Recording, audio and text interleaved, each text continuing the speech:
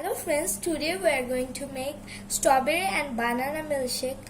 That's why we need 2 cups of strawberry, 1 glass of milk, half cup of banana, 1/3 cup of sugar, 5 or 6 ice cube and half teaspoon salt.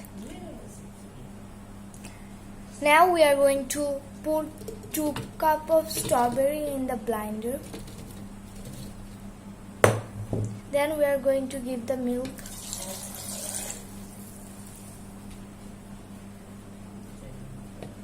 Then the banana. Then sugar. Ice cubes. And salt.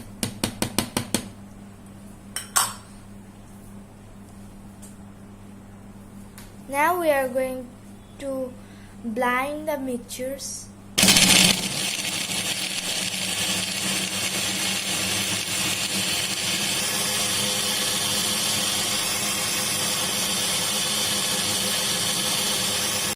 Now our strawberry and banana milkshake is ready. Bye friends, if you like my video, please subscribe my channel and don't forget to press the like button.